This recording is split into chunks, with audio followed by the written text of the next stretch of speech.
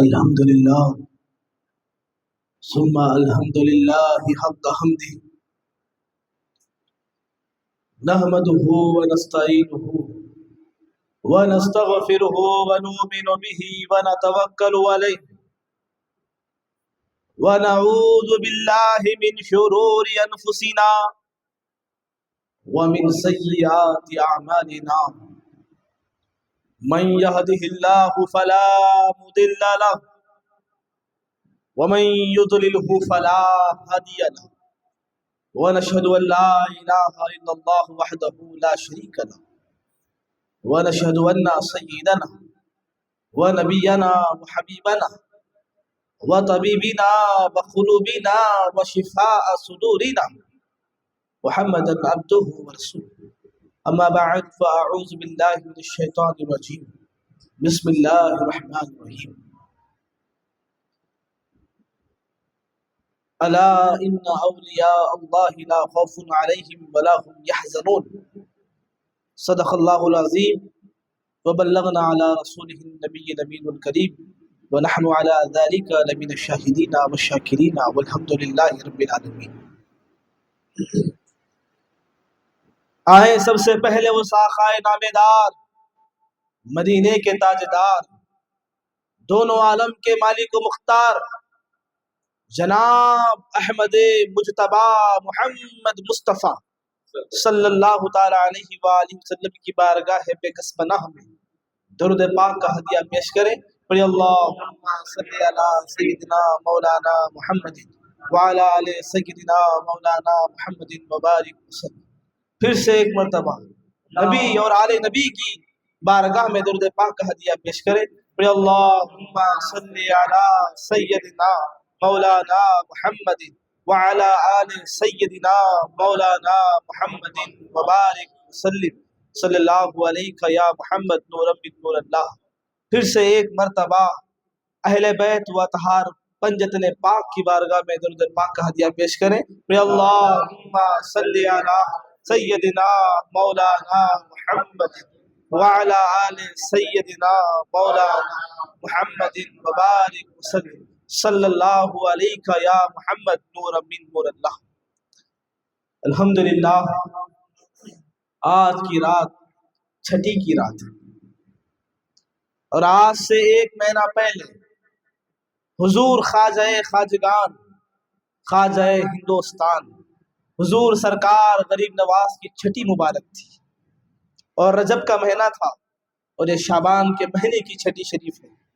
اور اس چھٹی شریف کو حضور سرکار غریب نواز کے فرزند اصغر حضرت خواجہ فخر رحمت اللہ تعالی علیہ کی وصال اور عرس کا دن ہے.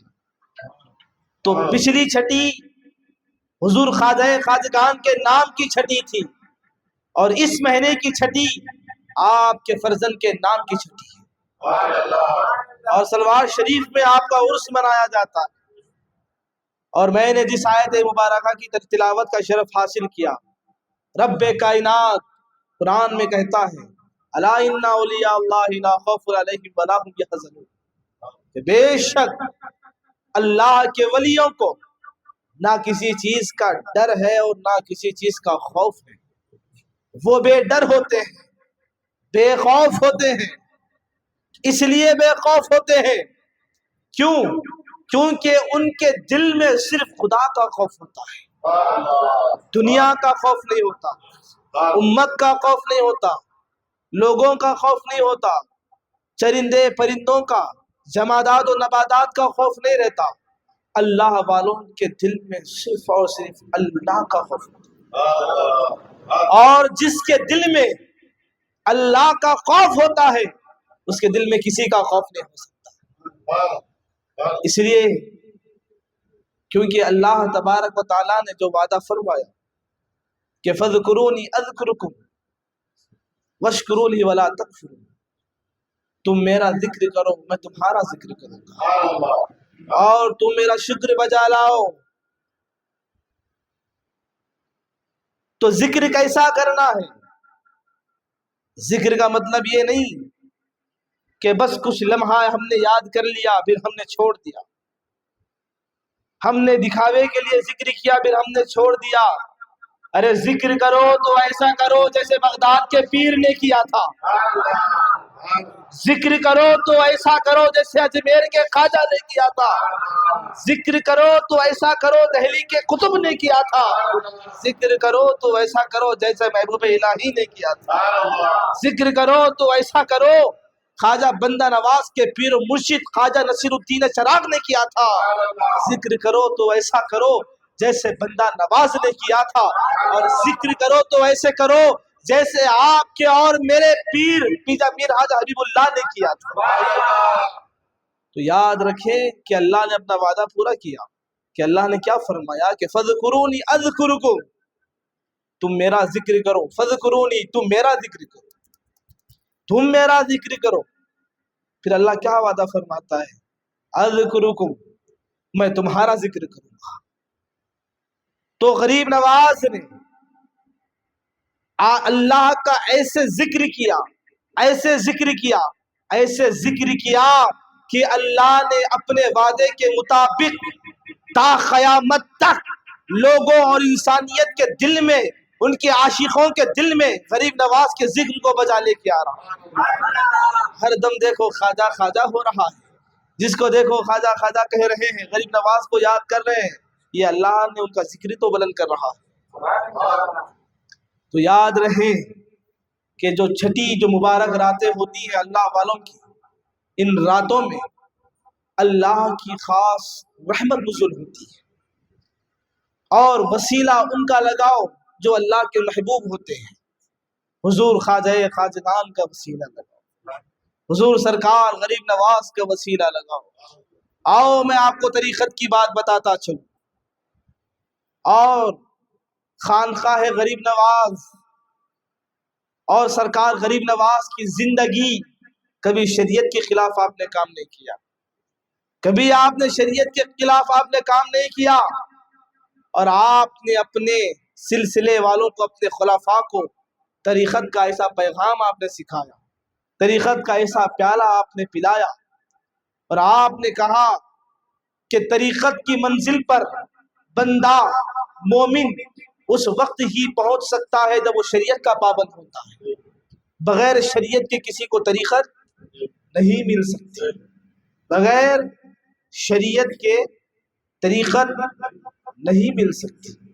یہ آپ نے بتایا، اور ہماری خانقاہوں میں بھی اس نظام پر عمل کیا جاتا ہے، اس کام سے منع کیا جاتا ہے جو شریعت کے خلاف ہو، اس کام سے منع کیا جاتا ہے جو شریعت کے خلاف ہو۔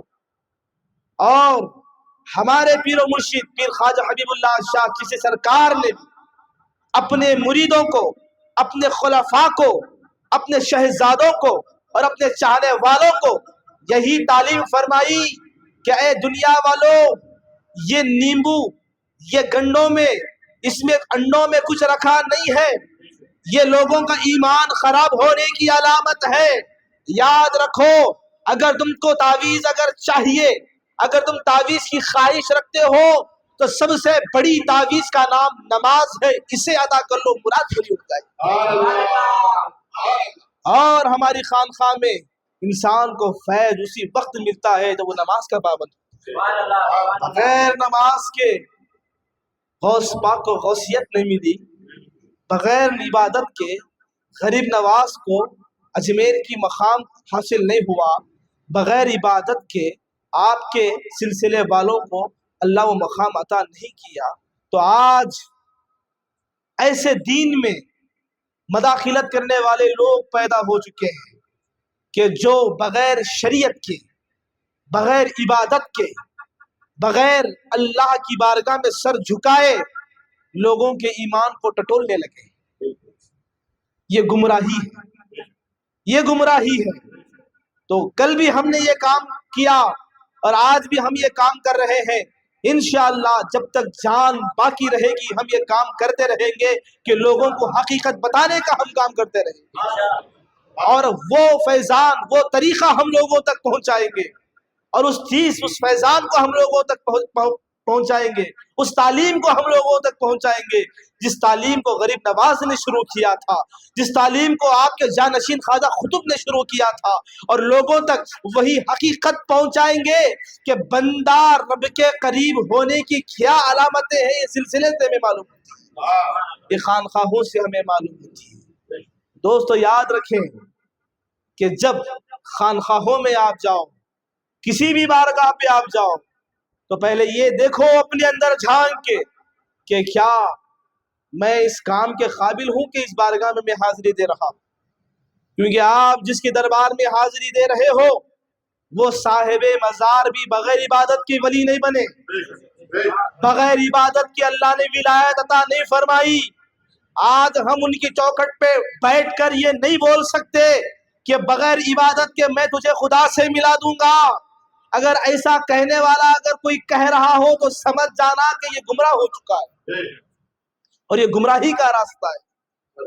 لیکن اگر کوئی نماز اور عبادت شریعت کے راستے سے آپ کو طریقت تک لے کے جا رہا ہے، یہ حقیقت کا راستہ ہے، یہ خانقاہی راستہ ہے۔ تو دوستو یاد رکھیں کہ آپ کثرت سے درود پاک کا ورد کریں اور آپ نمازوں کی پابندی کریں۔ یاد رکھیں کہ جو نماز ہم ادا کرتے ہیں، ایک راز میں بتاؤں گا کیونکہ کچھ باتیں شریعت میں ہوتی ہیں لیکن اس کا پردہ طریقت سے کھولا جاتا ہے۔ کسی نے ہم سے سوال کیا، بزرگوں سے سوال کیا، حضرت پیر خواجہ حبیب اللہ شاہ چشتی پیر و مرشد سے کسی نے سوال کیا کہ حضرت حضور سرکار فرزند غریب نواز، روحانی غریب نواز، آپ مجھے یہ بتائیں، کوئی سوال کر رہا ہے، مرید اپنی بات رکھ رہا ہے، یہ سوال اس نے کیا کہ حضور میں نماز تو پڑھ رہا ہوں لیکن میں نماز کس کے لیے پڑھ رہا ہوں، مجھے سکون نہیں مل رہا۔ تو لوگ تو کہتے ہیں کہ نماز خدا کے لیے ہوتی ہے اور خدا نظر آ ہی نہیں رہا تو میں نماز کس کے لیے ادا کروں، نماز کس کے لیے پڑھوں، سجدہ کس کے لیے کروں؟ کیوں دنیا دار ہوں نا کہ بغیر دلیل کے کوئی کام کرتا نہیں میں، کیونکہ وہ دلیل کے ساتھ کام کرنے والا تھا۔ تو اس نے سوال کیا تو آپ پیر مرشد نے فرمایا مسکراتے ہوئے، ایمان تازہ ہونے والی بات ہے، اے نادان کون کہتا ہے عبادت میں خدا نظر نہیں آتا؟ کون کہتا ہے عبادت میں خدا نظر نہیں آتا؟ عبادت میں نظر آوے یا نہ آوے تیری حرکت میں خدا موجود ہے، تیرے ہر اداؤں میں خدا موجود ہے۔ یہ اور جذبے میں آگے بولنے لگا، پہلے میں یہ سوال لے کے آیا کہ عبادت میں سجدے میں خدا نظر نہیں آ رہا، پھر آپ کہہ رہے ہیں کہ میری اداؤں میں خدا موجود، میرے سجدے میں خدا موجود، میرے قیام میں خدا موجود، میرے رکوع میں خدا موجود، اس کی کیا دلیل ہے؟ تو حضرت نے فرمایا کہ بس تجھے اتنا وہ کام کرنا ہے جو میں کہوں گا وہ کر، اور میں بتاؤں گا کہ خدا تیری حرکت اور تیری اداؤں میں کیسے موجود ہے۔ تو وہ کھڑا ہو گیا، جیسے اس کو حکم کیا کہ رکعت باندھ، جب وہ رکعت باندھا تو آپ بولو کہ اللہ میں کتنے حرف ہوتے ہیں؟ اللہ میں حرف کتنے ہوتے ہیں؟ الفاظ، لفظ جو ہے کتنے ہوتے ہیں؟ چار الفاظ، الف لام لام ہے اللہ ہوتا ہے۔ تو جب وہ کھڑا ہوا تو آپ نے فرمایا، جب وہ قیام میں کھڑا ہوا تو حضرت نے اس سے پوچھا بتا کہ اللہ میں الف کیسے نظر آتا ہے؟ توجہ والی بات ہے، اور ایمان کو چھپا کر نہیں اپنی بیداری کا ثبوت پیش کرے۔ بتاؤ کہ اللہ کے لفظ میں سب سے پہلا لفظ الف ہے، اور آپ یہ بتا کہ تیرا کھڑا ہونا یہ کس کی ثبوت پیش کرتا ہے؟ تو اس نے کہا کہ اللہ کا الف بتاتا ہے کہ تیرا کھڑا ہونا اللہ کے ناموں میں سب سے پہلا الف بن گیا۔ جب اس نے رکوع کیا تو رکوع کی شکل کو لیا گیا، تو جب اس کو بنایا گیا تو اس کا رکوع لام بن گیا۔ جب وہ سجدہ کیا تو سر سے لے کے کمر تک پھر سے لام بنا، پھر کمر سے لے کے اس کے پاؤں مڑنے تک ہے بنا.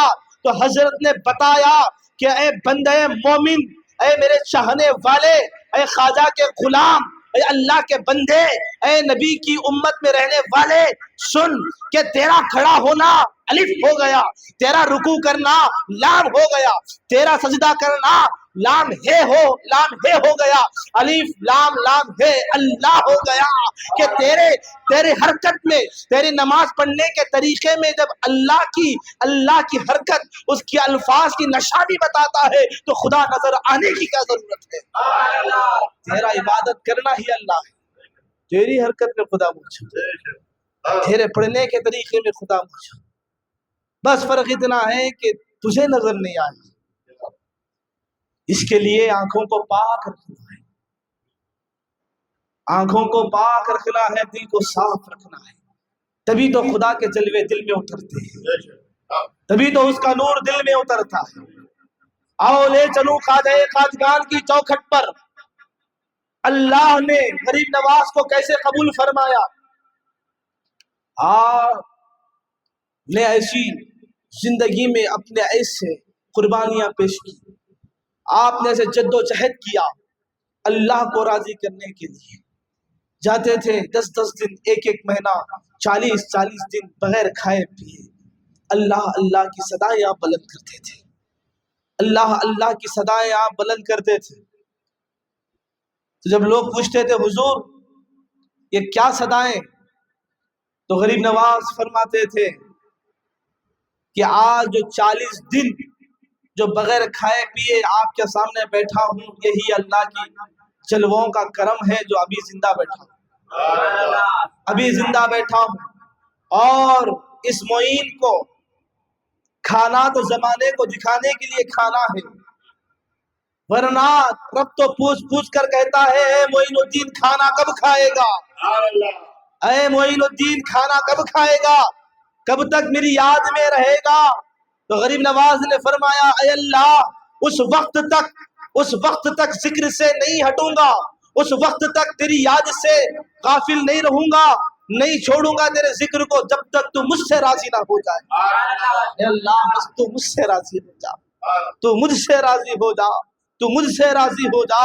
تو ایک دن صدا آ گئی، ندا آ گئی کہ آواز آئی عرش سے، آسمان سے، غیب سے ندا آئی، اے معین الدین، اے معین الدین، آپ کا خدا آپ سے راضی ہو گیا ہے، آپ کا خدا آپ سے راضی ہو گیا. دوستو یہ خانخواہوں کی برکتیں ہیں.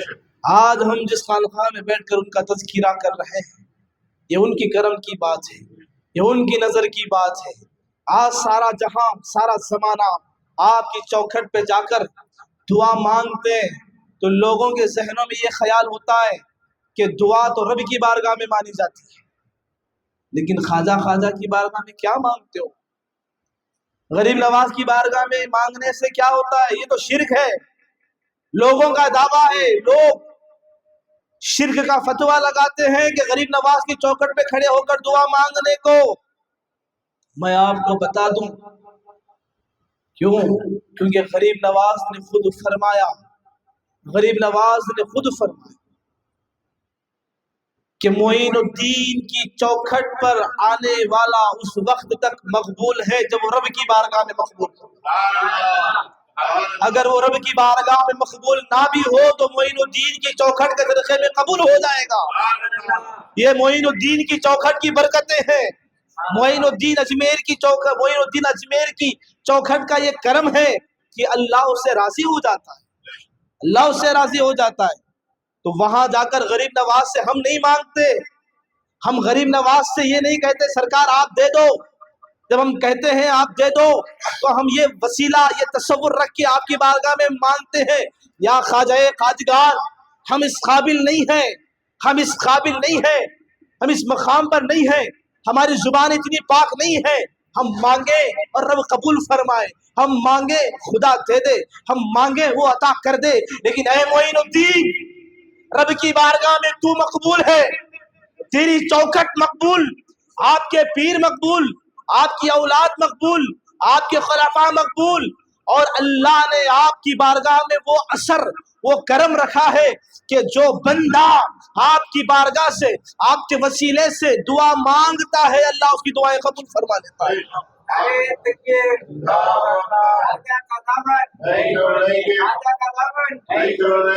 ہم یہ نہیں کہتے کہ حضور آپ دے دو، ہم کہتے بھی ہیں تو یہ تصور رکھ کے کہتے ہیں حضور آپ دعا کر دو، خواجہ آپ دعا کر دو، معین الدین آپ دعا کر دو، ہند الولی آپ دعا کر دو، عطا رسول آپ دعا کر دو۔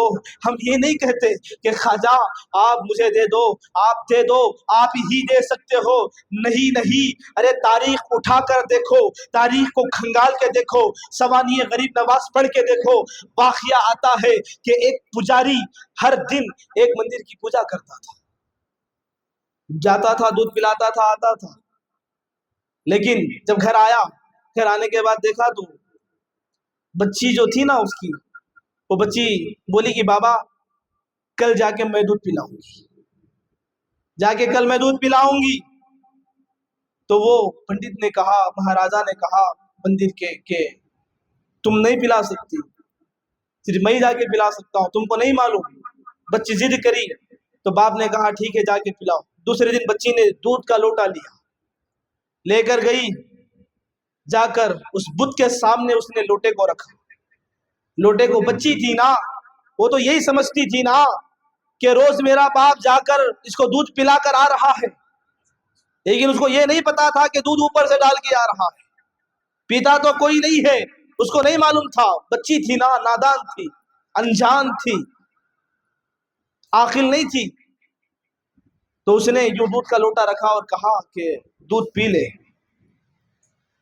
اب وہ آپ بولو کہ بت کہاں سے بات کر سکتا، وہ تو پتھر کا ہے، کہاں سے بات کر سکتا، کوئی بات نہیں کر سکتا، خاموش بیٹھے ہوئے ہیں۔ لڑکی بولی دودھ پی لے،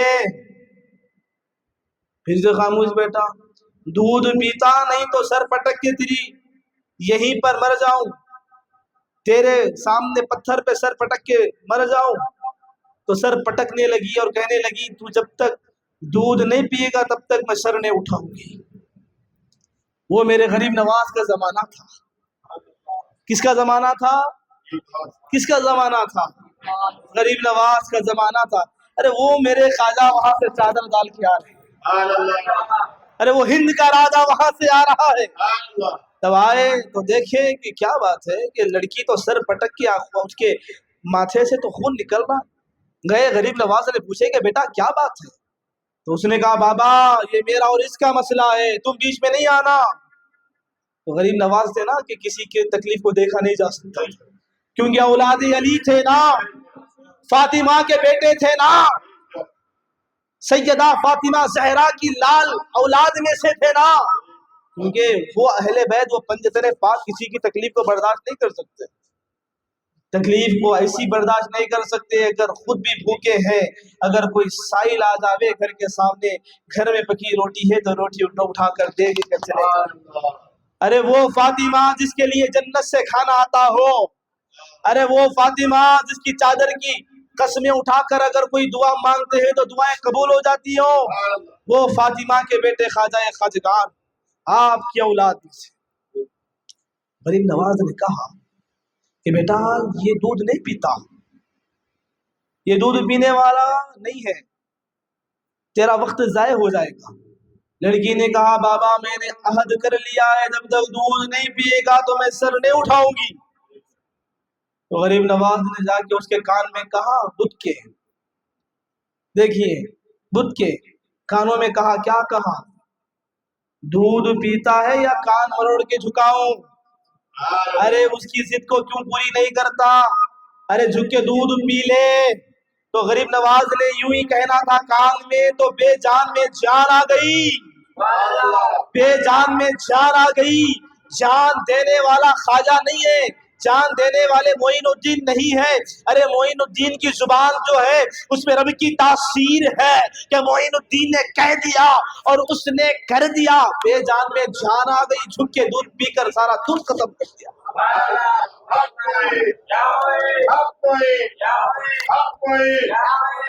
دودھ پی لیا. جب دودھ پی لیے تو لڑکی خوشی خوشی گھر چلے گئی, خواجہ خواجگان بھی آگے چلے گئے. میں یہ بتانا چاہ رہا ہوں کہ کس طرح سے لوگوں کے ایمان کو مضبوط کرنے کی اور گمراہی سے بچانے کا آپ غریب نواز نے کام کیا. اس ایسا بھی وقت مقام آیا تھا کہ لوگوں کو آپ جو ہے خدائی کا دعویٰ کرنے کا بھی آپ وقت تھا, لیکن آپ نے لوگوں کو خدا کی جو آپ نے تبلیغ فرمائی, دعوت دی دین کی, وہ کتنا پیارا انداز تھا آپ کا. تو پھر کیا ہوا, لڑکی بھاگتے ہوئی گھر گئی, بولی میں دودھ پلا کے آئی, دودھ پلا کے آئی, دودھ پلا کے آئی. محلے میں جو ہے نا کوہرام مچ گیا, ہلچل مچ گیا.